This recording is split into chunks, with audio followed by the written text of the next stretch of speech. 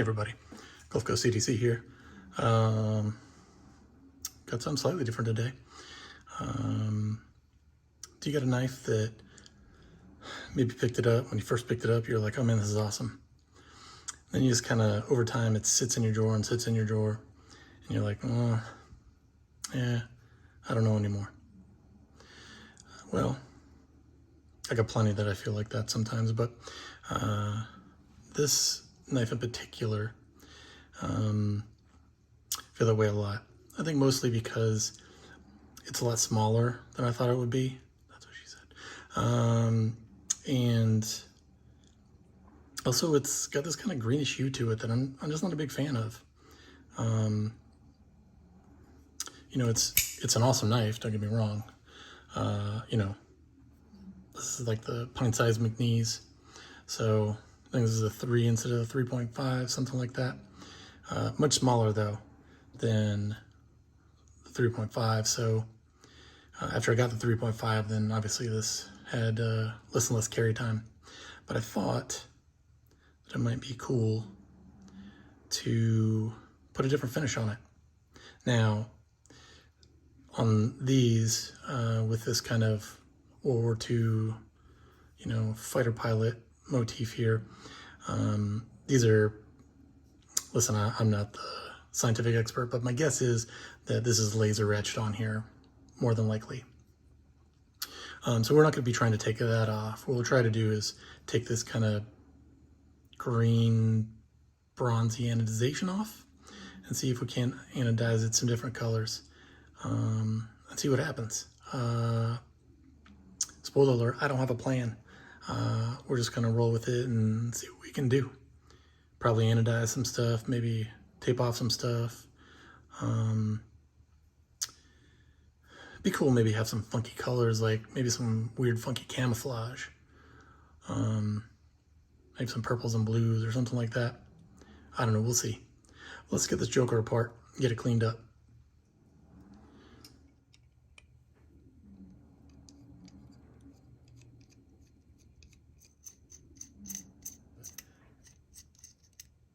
But then it's come in handy, so pretty nice. Definitely not one thing, but something.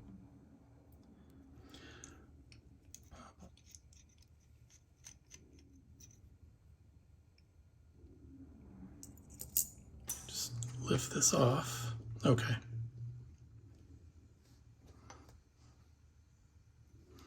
So that, I could be wrong, but it feels like that might be pressed in. Yeah, that ain't coming out of there. Okay. Put our bearings over there so we don't lose them. This is the bottom of a cashew container. It's plastic and clear. It's from, you know, Sam's Club.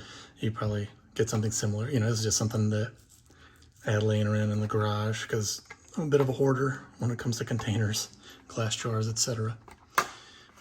So we'll use this because that'll allow me to kind of lay it down flat. All right, we're also going to need something to kind of dip that in because you don't want to be touching it. So I just had some Romex hanging around, so I just pulled the copper wire out.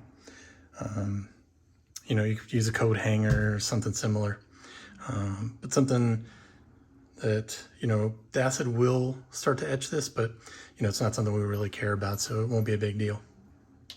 We're gonna go to Glove World and get some souvenirs for our hands so that we don't get any wink on us. Then, nice thing about this is you can see it has a tiny little hole. So now it's disarmingly clear. So it's like, oh, it looks like water. Trust me, kids, you do not want to drink this. You don't want to make your Kool-Aid out of it either. It's this stuff. It's got like hydrofluoric acid. Hopefully I'm saying that right. But this stuff ain't no joke. So you don't want to splash this on you, get in your eyes, none of that kind of stuff. You'll see whenever we throw some metal in this that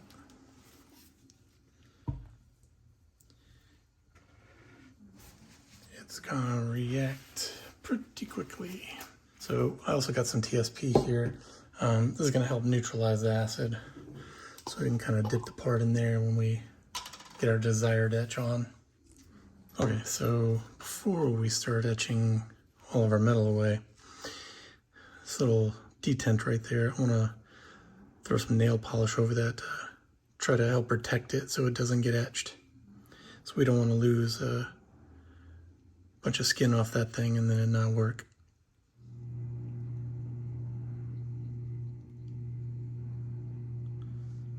That'll probably do it.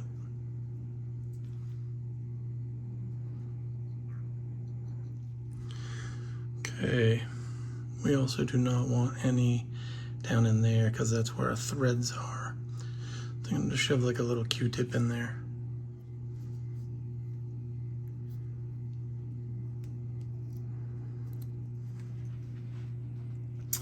Okay, so ran that copper wire just through, you know, some mounting holes. We got our important parts painted up. And the next thing we'll do is just kind of dip this guy in there.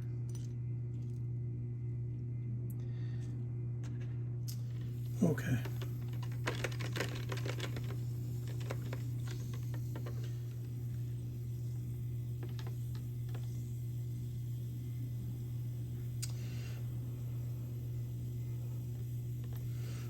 Things letting off some smoky smoke chemicals, so make sure you're in a well ventilated area and not breathing stuff in.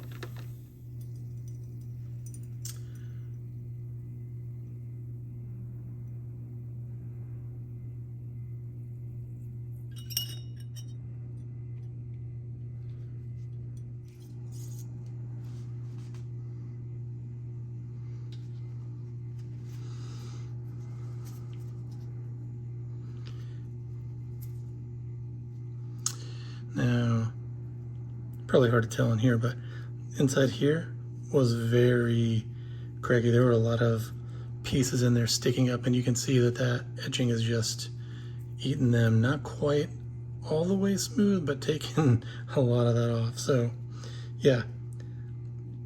And you can see where we had our fingernail polish that it hasn't eaten through. So that's good. Okay, so we can kind of let this guy dry.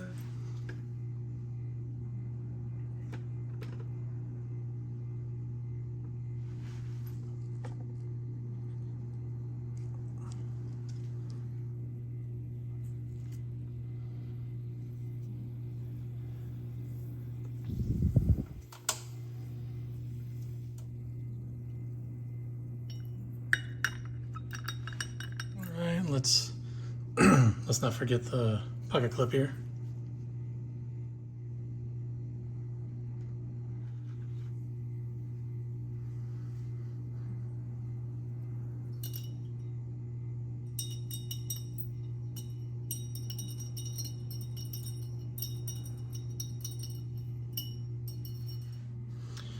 Well, once we're done getting that all cleaned up, cleaning all that stuff off, so we still have the wink in the container. If you need it for something, you could probably put it in a plastic container or something like that. I already have a big jug of it, so I don't need what we used for this. So what I like to do is use some baking soda, and we'll just neutralize the acid with the baking soda. That'll kill the acid that's in there. It's gonna bubble and stuff, so be prepared for that. Okay, so after all that's done, you get it all cleaned up. This is kind of what we're left with. I'll say that actually looks pretty cool. I like that better than the green. But I think we'll throw some splash anodizing on it and see what happens. All right, let's clean these up with some isopropyl.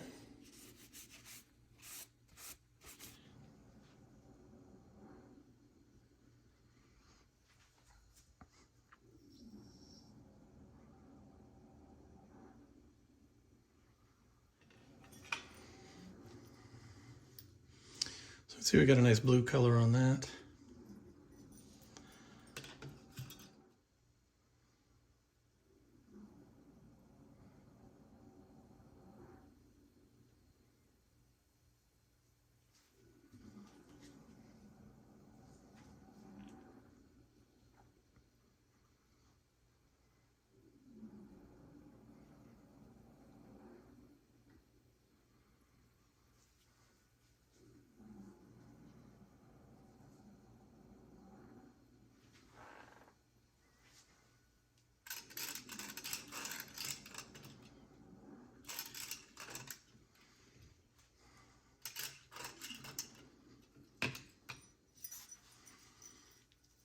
see that's going to a nice purple color.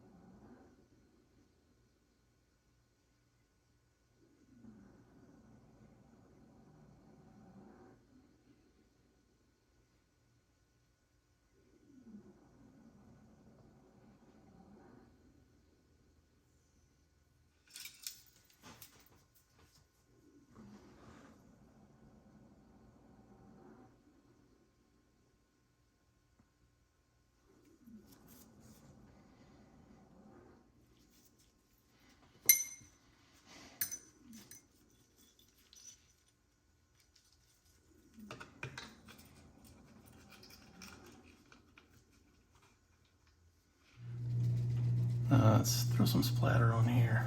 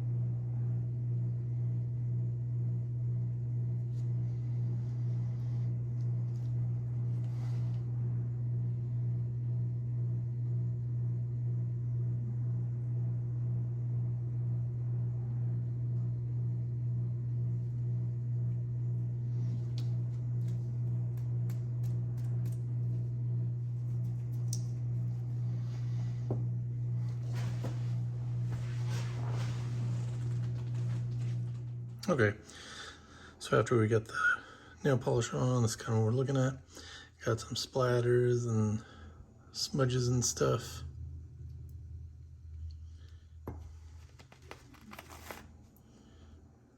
Okay, so just like before, we need a plastic container, something shallow, and looks like we'll be able to set these inside there, so that's good. Okay. Got a little pair of like needle nose that'll be able to put that in there and stuff. We got some gloves because this stuff is no joke.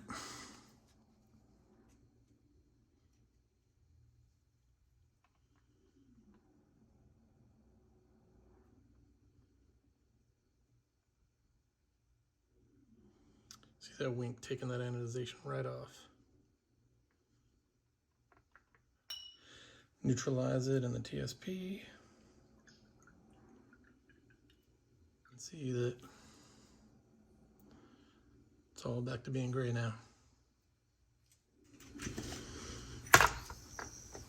Shit.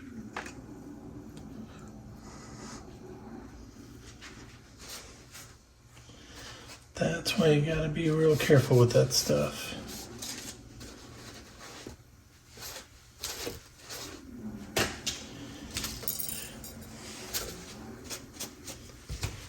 And you can see that it's all back to gray now.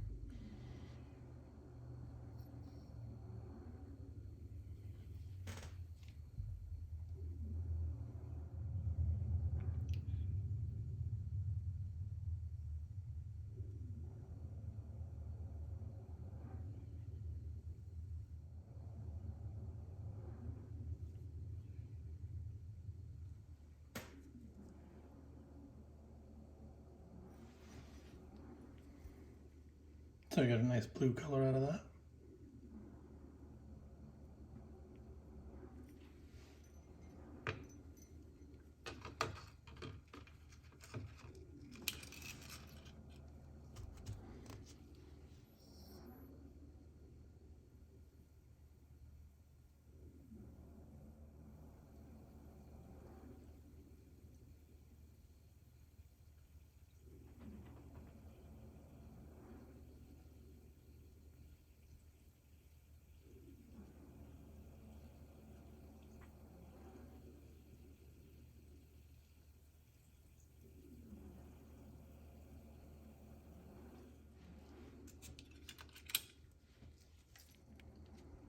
Okay, we got a pretty good blue color.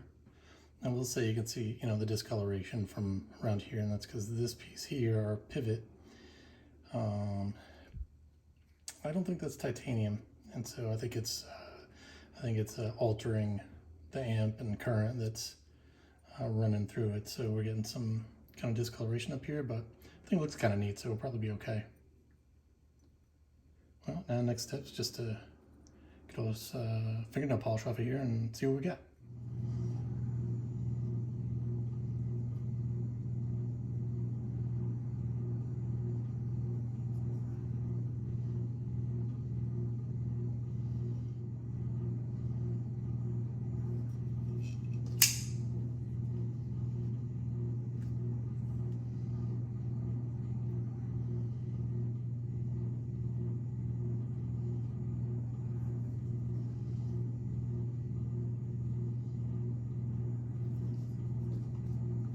I don't want to end the video here because I'd really like to point out my mistakes. That way, if you're going to try something like this, then you won't make my mistakes. Also, if you know better than I do, you can leave in the comments so that, next time I do it, then I'll be better. So a few things. One, when you're etching in the Wink, you can see that the laser etching for the Bomber graphics here have gotten a lot lighter than they were.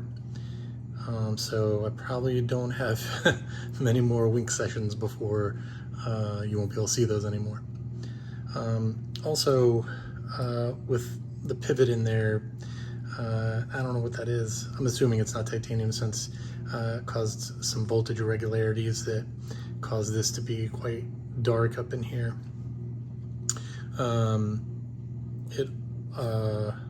So that's, you know, obviously with something like this that has a press pivot that you'd want to keep in mind. I don't think it was detrimental, but just so you know. The other thing that I'll kind of point out is a couple of issues. So this dark spot right here, that's, I don't know that it's a burn, but it's definitely a place where the voltage, once we exceeded like 100 volts, I want to say it did start kind of, you know, just getting too high. It's too many volts, and so started giving me an irregularity there. And the last thing that I'll say that, you know, I do know, but probably just to keep in mind that if you can see this little divot right here on the clip, I don't know how close I'll be able to get.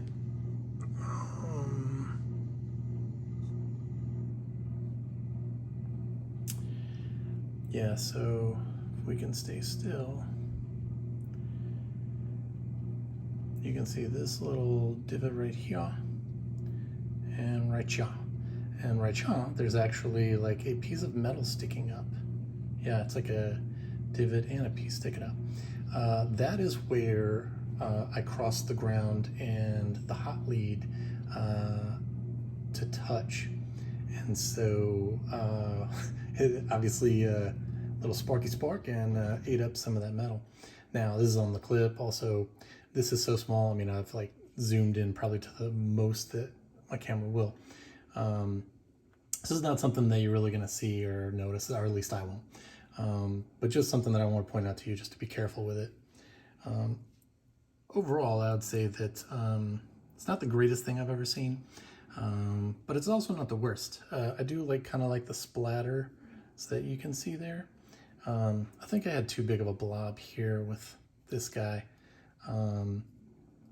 but you know, in future sessions, I think some more runny fingernail polish would be better. I kind of had trouble. I had to kind of water it down with some, you know, remover, like kind of thin it down so I could try to get some splatter, and I didn't get very much. So, you know, probably something a little runnier so I can get some better splatter effect on it. Also, keep in mind with this that, you know, when you shine up the titanium, you get a much more vibrant color. And because of, you know, the graphics that are already on it, I didn't want to shine it. So, you know, that's why I kind of have some dull, it's, you know, the colors are muted a little bit. But I think it also kind of goes with the aesthetic. You know, to me, it kind of comes across as, you know, maybe like a funky unicorn camo or something. A little sloppy, a little messy. But I dig it. But also the nice thing is that I can also splash some wink on it and move on to something else. So anyway, you know, like always, if you like this kind of stuff, like and subscribe. Let me know what you think in the comments. And as always, I appreciate you hanging out, and I'll catch you on the next one.